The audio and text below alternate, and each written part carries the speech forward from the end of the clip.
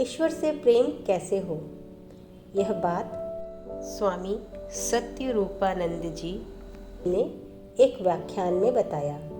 वह दिन था 1 मार्च 2006, श्री रामकृष्ण देव की जयंती। विवेकानंद आश्रम के श्री रामकृष्ण मंदिर में दिया गया यह व्याख्यान है। इस व्याख्यान का अनुलेखन डॉक्टर आशा जैन ने किया है। स्वामी सत्यरूपानंद जी कहते हैं, वंदनीय माताओं एवं सुहृदय भक्तजनों, आज हम सब यहाँ भगवान श्री रामकृष्ण देव की जयंती मनाने के लिए एकत्र हुए हैं।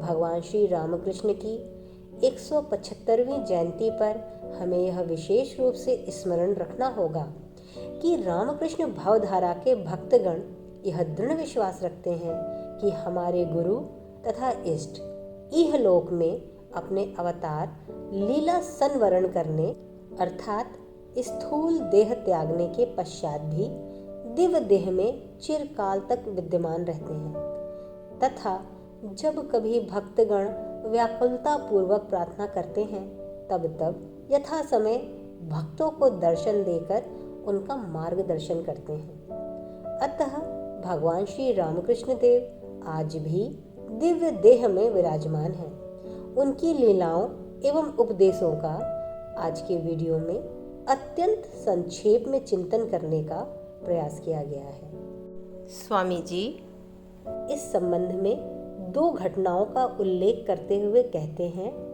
जब परमहंस देव दक्षिणेश्वर में निवास करते थे तब श्री विजय कृष्ण गोस्वामी जी एक बार ढाका गए। उनकी श्री रामकृष्ण पर परम श्रद्धा थी। वहां जब वे पूजा कर रहे थे तब उन्होंने अचानक देखा कि ठाकुर वहां बैठे हैं। उन्हें लगा कि शायद यह उनके मन का भ्रम है। फिर उन्होंने दोबारा देखा, उन्हें फिर से प्रसन्न वदन श्री ठाकुर दिखाई पड़े। तब अपने संदेह का निवारण करने के लिए उन्होंने ठाकुर का स्पर्श किया और अनुभव किया कि सचमुच ठाकुर ही बैठे हैं। तदंतर जब वे दक्षिणेश्वर आए तब उन्होंने ठाकुर से अपना अनुभव सुनाया।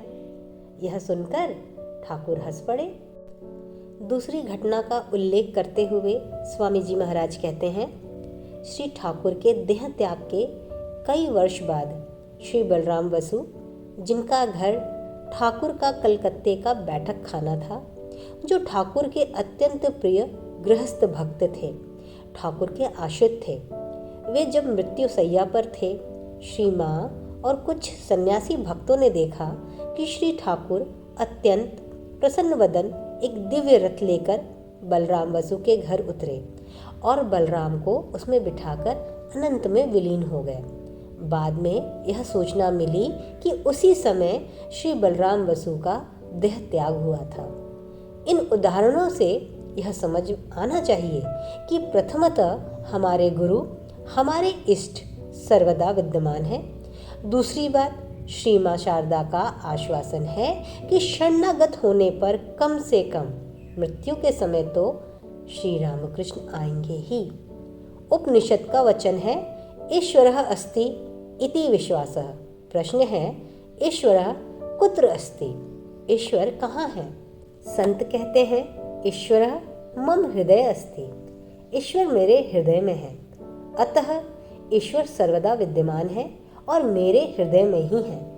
हृदयस्थ ईश्वर प्रत्यक्ष हो, यही आध्यात्मिकता का लक्ष्य है। स्वयं के भीतर ईश्वर तत्व की अनुभूति के लिए किया जाने वाला प्रयास साधना है। इसके अलग आध्यात्मिकता कुछ भी नहीं है। स्वामी जी महाराज यह बताते हुए आगे कहते हैं, हमारे उत्सव प्रतिवर्ष आते हैं।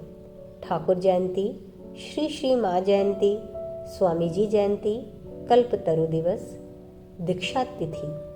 आप इनमें से किसी तिथि को अपना आध्यात्मिक जन्म दिवस मान लें। हमारे शरीर की आयु जितनी भी हो, परंतु आध्यात्मिक आयु तो उतनी ही होगी जिस समय से आध्यात्मिक लक्ष्य का निर्धारण हुआ और गुरु से भगवान का नाम मिला। अपने इस आध्यात्मिक जन्म दिवस पर आप स्वयं को ठाकुर या अपने इष्ट को समर्पित करें। वर्ष पर्यंत यह समर्पण बना रहे। आपसे जो साधना करने के लिए कहा जाए वह आप करें, जितना आपसे बन सके उतना करें। फिर अगले वर्ष जब तिथि आए तो आप सोचें कि एक वर्ष पूर्व आपने क्या निश्चय किया था तथा कितना उसके अनुरूप आचरण किया। पुनः उसे करने का संकल्प लें और करें। इस तरह करने से आप साधन पथ पर अवश्य अग्रसर होंगे।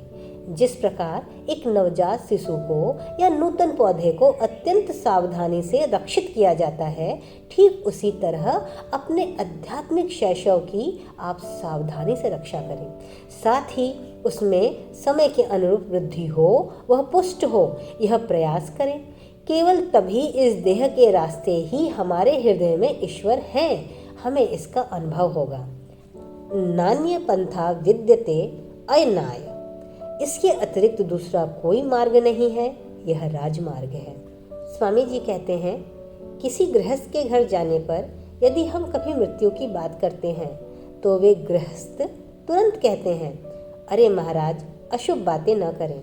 मैं पूछता हूँ, इसमें अशुभ क्या है? हमारे न कहने से क्या मृत्यु नहीं आएगी? वह तो समय पर आएगी ही, चाहे हम कहें या ना कहें। इसलिए मृत्यु का स्मरण रखना चाहिए। शरीर एक निश्चित समय में अवश्य नष्ट होगी, अतः मृत्यु की तैयारी करनी चाहिए।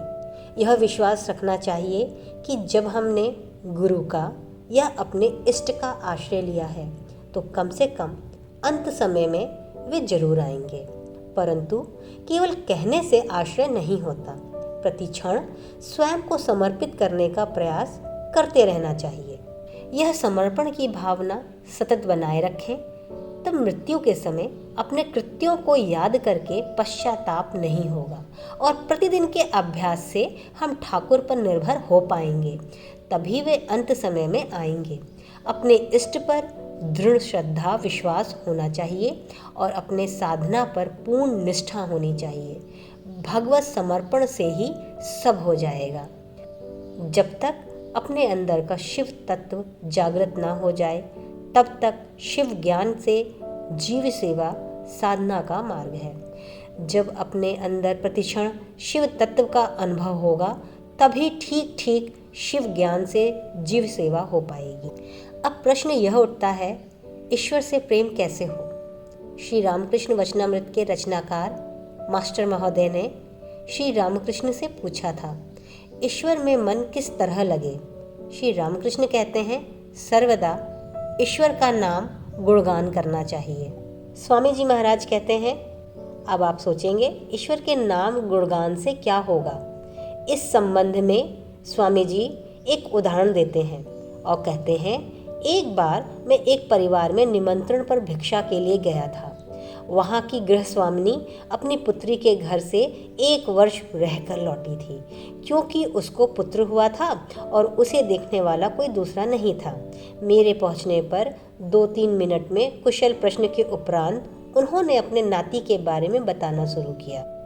उसके रंग, रूप, नाम, विभिन्न क्रियाकलाप आदि के बारे में अति आनंदित होकर बताने लगी। इसमें उन्हें समय का भान तक नहीं रहा और लगभग 50 मिनट तक वे बोलती रहीं। फिर हमें जाने के लिए प्रस्तुत देखकर उन्हें याद आया, अरे भोजन तो हुआ ही नहीं। इसमें खास बात यह है कि चूंकि उन्हें अपने नाती से प्रेम था, अतः सहज ही वे उसका नाम गुणगान कर रही थीं और उस प्रेम की अभिव्यक्ति देने के साथ साथ उस प्रेम के संस्कार को और भी पुष्ट कर रही थीं। यह एक गोल चक्र है।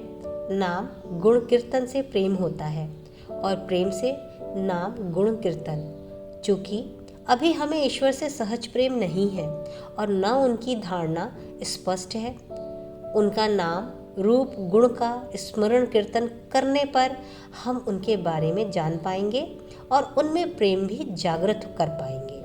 इसके लिए आप लोग कुछ भी श्री रामकृष्ण वचनामृत का, भक्तों के जीवन और अनुभवों का, उनके उपदेशों का पाठ करें और जब भी एक से अधिक साधक एकत्र हों, इन्हीं की चर्चा करें। तब आप कुछ समझ पाएंगे और साधना का ईश्वर के प्रति प्रेम का धीरे धीरे संस्कार पकड़ पाएंगे। अंकुर जमने की देर है, वृक्ष होने में देर नहीं। दूसरी बात, श्री रामकृष्ण देव कह रहे हैं, सत्संग करना चाहिए। बीच बीच में भक्तों और साधुओं से मिलना चाहिए। देखिए, आपको बीच बीच में साधु संग और भक्तों का संग करने के लिए ठाकुर कह रहे हैं, परंतु सत्संग सर्वदा करना चाहिए। अब प्रश्न यह उठता है, सत्संग कैसे करें? स्वामी जी कहते हैं, संग मन का होता है, अतः अपने मन में इष्ट का नाम लें, उनके उपदेशों का चिंतन करें, उन उपदेशों का अपने जीवन में आचरण करने की कोशिश करें और साधु संग करें। साधु संग से जीवन से प्रेरणा मिलती है। उन्होंने लोकोत्तर उद्देश्य के लिए सांसारिक या लौकिक जीवन का त्याग किया है। उन लोगों के जीवन को देखने से स्वयं उस मार्ग पर चलने की, जीवन में कुछ करने की प्रेरणा मिलती है। भक्तों के साथ मिलने से इष्ट और साधन की चर्चा होती है। जिसकी चर्चा होती है उसी के संस्कार मन पर पड़ते हैं और उसमें निष्ठा बढ़ती है। साधु दर्शन का अर्थ है कि साधु को देखकर ईश्वर का स्मरण होना चाहिए। सन्मार्ग पर दृढ़ता से चलने का विचार आना चाहिए। जीवन से परिवर्तन होना चाहिए। भक्तों का संग करते समय हमें यह स्मरण रखना चाहिए कि हम भक्त हैं, साधक हैं और साधना के विपरीत कभी भी कोई ऐसी बात ना करें जो हमारे मन को ईश्वर से भटका दे। भक्त कभी कुसंग ना करे। संसार चर्चा, परनिंदा, परचर्चा, मिथ्याचार, मिथ्यावचन, यह सब कुसंग है। यह साधक को ईश्वर से अलग कर देते हैं। इसलिए साधक को कभी भी अपना समय इसमें नष्ट नहीं करना चाहिए। इनसे मन का, संसार का संस्कार और अधिक गहरा होता जाता है और हमें भगवान से दूर कर देता है। मन से संसार के मिट जाने पर हृदयस्थ ईश्वर प्रकट हो जाता है। अतः ऐसे किसी कार्य में समय नष्ट ना करें जो संसार से मन को बांधता हो। श्री रामकृष्ण देव कहते हैं, संसार में दिन रात विषय के भीतर पड़े रहने से मन ईश्वर में नहीं लगता। कभी कभी निर्जन स्थान में जाकर ईश्वर की चिंता करना बहुत जरूरी है। प्रथम अवस्था में बीच बीच में एकांतवास किए बिना ईश्वर में मन लगाना बड़ा कठिन है। पौधे को चारों ओर से रुंधना पड़ता है, नहीं तो बकरी चर लेती है। स्वामी जी कहते हैं, जहाँ चाह वहाँ राह। स्वामी जी महाराज ने यह बात इसलिए कही क्योंकि उनसे भक्तों ने कहा, हम साधना के लिए निर्जन स्थान कहाँ से पाएं? इस पर स्वामी जी महाराज ने कहा, क्या आप शौच, स्नान इत्यादि के लिए निर्जन स्थान का प्रबंध करते हैं? क्या आप संसार धर्म के लिए निर्जन स्थान का प्रबंध नहीं करते? यदि इन सब के लिए आप निर्जन स्थान का प्रबंध कर सकते हैं तो साधना के लिए आप निर्जन स्थान का प्रबंध क्यों नहीं कर सकते? भोग और योग दोनों के लिए निर्जन स्थान की आवश्यकता होती है। यदि आप चाहें तो कुछ समय के लिए निर्जन स्थान की व्यवस्था जरूर कर सकते हैं। यह भारतवर्ष है, अभी भी यहाँ धर्म के संस्कार हैं। यदि बच्चा भूखा हो और माता पूजा कर रही हो तो वह बालक भोजन के लिए प्रतीक्षा कर लेगा। माँ जब पूजा से उठेगी तब भोजन देगी, यह विघ्न यथासंभव नहीं डालेगा। अतः कुछ समय का एकांत जरूर मिल सकता है। फिर यहाँ 2-3 किलोमीटर पर कोई ना कोई धर्म स्थल अवश्य है। यह ठाकुर जी का विशाल मंदिर है। यहाँ भी या किसी भी मंदिर में कुछ समय एकांत में बैठकर ईश्वर चिंतन हो सकता है, परंतु जब हम चाहें। असल बात यह है कि मन में निर्जन होना चाहिए। मन में हम संसार का, स्त्री, पुरुष, पुत्र, व्यवसाय, कीर्ति आदि का चिंतन करते हैं तो ईश्वर चिंतन नहीं कर पाएंगे। धीरे धीरे सचेतन ईश्वर चिंतन का अभ्यास करना चाहिए। 1-2 मिनट से ही शुरू करें, उत्तरोत्तर इस समय में वृद्धि करने का प्रयास करें। मन जितना अधिक समय ईश्वर चिंतन करने में समर्थ होगा उतना ही मन में निर्जनता बढ़ती जाएगी और संसार की जो प्राण अंतक पकड़ हमने खुद पर बना रखी है वह ढीली होगी। इस प्रकार हम सचेतन ईश्वर चिंतन का निर्णय लेते हैं। जब बीच बीच में इसके लिए एक समय निकालते हैं तब हमारा मन भी यह मानने लगता है कि जीवन के लिए यह भी महत्वपूर्ण है। फिर ईश्वर में मन लगने में ज़्यादा कठिनाई नहीं होती। जब तक हम अपने आध्यात्मिक जीवन को महत्व नहीं देंगे, तब तक आपका मन कैसे महत्व देगा। अतः शुरुआत में निश्चित समय पर बैठें, भगवान का नाम लें। कुछ ना हो सके तो बैठें और हृदय से प्रार्थना करें कि प्रभु मेरा मन अपने में लगा दो। इससे संस्कार बनेगा और मन लगने लगेगा। प्रारंभ में दृढ़ निश्चय के साथ मन से दूसरे विचारों को दूर करने होंगे। छोटे पौधों को चारों ओर से रुंधना पड़ता है। बाद में उसके बड़े होने पर तो उस वृक्ष में हाथी भी बांधा जा सकता है। अतः साधना पुष्ट होने पर फिर संसार बंधन नहीं रहेगा। श्री रामकृष्ण कहते हैं, ध्यान करना चाहिए मन में, कोने में और वन में, और सर्वदा सत असत विचार करना चाहिए। ईश्वर ही सत अथवा नित्य वस्तु है और सब असत अनित्य है। बारंबार इस प्रकार विचार करते हुए मन में अनित्य वस्तुओं का त्याग करना चाहिए। यहाँ श्री ठाकुर हमारी बुद्धि को ईश्वरोन्मुखी करने का उपाय बता रहे हैं। हमारी बुद्धि ने अनित्य संसार को नित्य समझकर पकड़ रखा है। बुद्धि को अनित्य अपरिवर्तनशील वस्तु का सदा विचार करने का अभ्यास करवाना होगा। तब वह क्षणभंगुर संसार में आसक्त नहीं होगा और मन नित्य वस्तु ईश्वर का चिंतन करने में समर्थ होगा। स्वामी सत्यानंद जी आगे कहते हैं, जो गृहस्थ हैं, जैसे मास्टर महाशय भी गृहस्थ थे, श्री ठाकुर उनसे कहते हैं मन से त्याग करना होगा। इसका अर्थ है उपयोग करें किंतु आसक्त ना हो। यह कब होगा? जब नित्य अनित्य विचार से हमारा विवेक जागृत होगा, तभी यह संभव हो पाएगा। अतः सब समय नित्य अनित्य का विचार करना होगा, ताकि मन बुद्धि इस बात को ठीक ठीक समझ ले कि ईश्वर ही एकमात्र सत वस्तु है। स्वामी जी महाराज एक घटना को बताते हुए कहते हैं कि एक बार एक मित्र ने मुझे सेविंग रेजर देते हुए कहा कि यह यूज़ एंड थ्रो वाला है, उपयोग करें और धार खराब होने पर फेंक दें, इसमें कुछ भी नहीं बदलना पड़ेगा। मुझे लगा कि क्या ही अच्छी बात है यह जीवन दर्शन के लिए। सभी वस्तुओं के लिए यह उपयोगी दर्शन है। उपयोग करो और उपयोगिता समाप्त होने पर उसे छोड़ दो। उसमें अपने मैं और मेरा का योग ना करो, तब कोई भी वस्तु या व्यक्ति मन को बांध नहीं पाएगा। अतः गृहस्थ को सांसारिक आसक्ति का त्याग करना है, बाहरी त्याग नहीं। मन जो सांसारिक प्रेम में संलग्न है, उसे वहाँ से हटाकर ईश्वर प्रेम में लगाना होगा। तब मन सहजता से ईश्वर से प्रेम करने लगेगा।